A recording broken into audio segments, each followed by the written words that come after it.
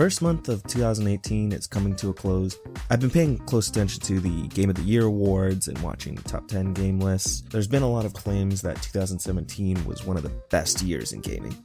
So I wanted to take a look back at the great, the good, the mediocre, maybe some of the bad. Do not go too in-depth into any particular game, but just a retrospective, if you will. And January 2017 was a good month for fans of Japanese games. In fact, I would say the first half of the year was really good. But before I get ahead of myself, Gravity Rush 2. I thought this series was done before it even got started. Glad to see a bigger and better version of it and how they expanded on the story and gameplay, then followed up by Resident Evil 7. After subpar sequels, this is exactly what was needed. A refreshing take on the series. Inject a little life into the dead corpse that is the Resident Evil franchise. I can't wait to see how Capcom will screw this one up too. Can't wait.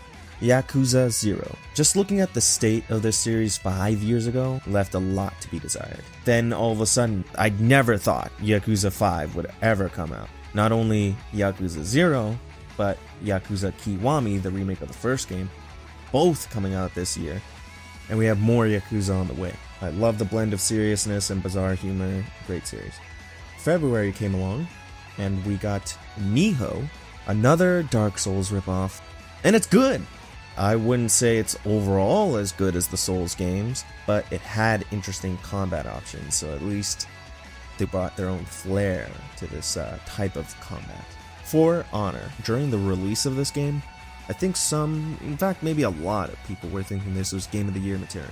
With perspective and time, seeing how Ubisoft's lack of effort to improve it saw this game fall by the wayside. The criticism for the way microtransactions were handled kind of foreshadows what to expect from AAA publishers for the rest of the year. Not that we haven't been seeing them from years prior, but this definitely made an impact on the community. Horizon Zero Dawn. I'm not personally the hugest fan, but I'm happy that a new IP can be this successful and Guerrilla Games can deliver what I think is their best game so far. March brought us Legend of Zelda Breath of the Wild. What a huge departure from how the previous games are structured, and definitely for the better. It might be too different for some, but it's been a long time coming. It seems like a natural evolution from Twilight Princess, and Skyward Sword kind of just sidetracked the series. Finally though, a true open-world Zelda experience. With this game you can definitely tell Nintendo has been kind of broadening and looking at what other games are doing, and applying that to the Zelda formula. Nier Automata. What a massive win for Platinum Games. Bayonetta is great, don't get me wrong, but it is just good to see them make a great game and actually be profitable. They won't be shutting their doors anytime soon. I'm also thankful for this game for introducing me to the insane mind of Yoko Taro. Just look up any of his interviews. Mass Effect Andromeda. For the first time, it's all powered by Frostbite, which means you're going to see, hear, and feel Mass Effect like never before. What a piece of April. Persona 5. Almost a decade since the last installment. I don't know if I call this the best Persona game, but it's definitely the best when it comes to production and presentation. And I think a lot of JRPG developers can learn a lot from how it handles UI design alone. June, we saw Valkyria Revolution, a game no one asked for. And in August, we saw Hellblade. It's an oddity to see something between a shoestring budget indie game made in someone's basement and a AAA game that has so much writing on the release that it will seek every method to suck cash out of the player, from vanilla DLC to microtransactions to loot box. It's just great to see there's none of that here. It's just a solid, modestly budget game. I hope that it gets publishers to take a risk on titles like these. Sonic Mania. I'm just bringing this up to say that it's true. Fans know how to make a better Sonic game than Sonic Team does. And it's so bizarre that Forces would come out so close to this release just to make that point even clearer. Not like we needed any reminder. September. The next one is a sequel, and I think a lot of people were mixed on the first game due to a lack of content. but it eventually grew on them, and everyone was hoping the next iteration would improve on the original. That's right, it's Knack 2. They seem to improve on the gameplay mechanics, character progression, classes, and online multiplayer. The story this time isn't anything great, at least it's more compelling and has a sense of immediacy. It's unfortunate to hear that the developers have been caught manipulating experience points in an effort to get consumers to spend more money through microtransactions. Who does that? Oh, sorry, my bad. This is Destiny 2. It's Destiny 2. What a piece of Danganronpa V3. I've heard it described as Battle Royale mixed with Phoenix Wright, and that's the best way to describe this game. If you like previous games, you'll like this. Marvel vs. Capcom Infinite. Well, Capcom couldn't possibly wait a whole year to f*** up. Gameplay aside, much like Street Fighter V, there was not enough content to keep people engaged. Cuphead. The development of this game is that of a true underdog story. The creators quit their jobs and remortgaged their houses because they believed in this project that much. And the game was not only commercially successful, it's also a pretty good game to boot. Shadow of War. It's a real shame the Middle-earth series are marred by controversy. Although when Warner Brothers tried to coerce reviewers to giving this game praise, at least Shadow of Mordor was an actually good game, and it didn't affect the game itself. The same can't be said for Shadow of War.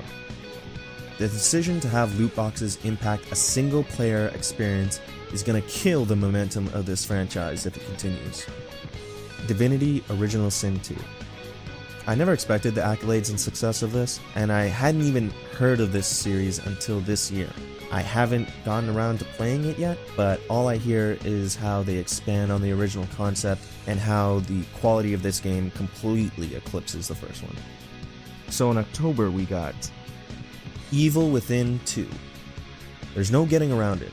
The first Evil Within was a disappointment, and this is an improvement. It's the level of quality you want to see from Resident Evil director Shinji Mikami. Assassin's Creed Origins. You know what? Bravo. They took another year from releasing another Assassin's Creed to work on this. And all I have to say is, take a few more. Super Mario Odyssey. In a year stacked with great games, I thought this would get buried a bit. I love the gimmick for this iteration. We've had Flood, we've had Galaxy, but I think this had the easiest time blending in with the platforming. I don't think the Cappy thing has got long legs. I hope they try something new the next game, but I want to be proven wrong. Maybe there is more to this if they decide to have a follow-up.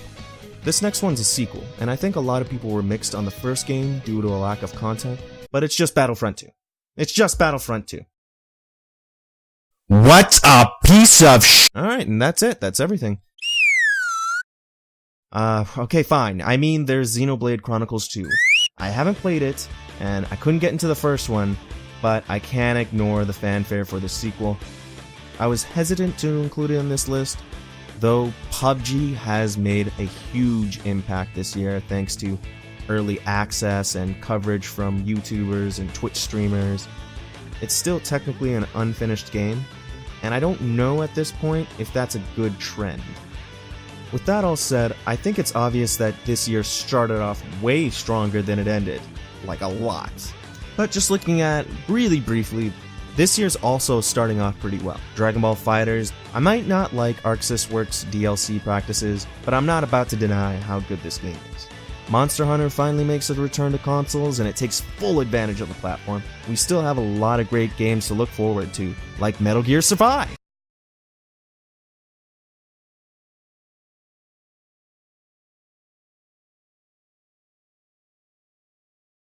No, seriously though.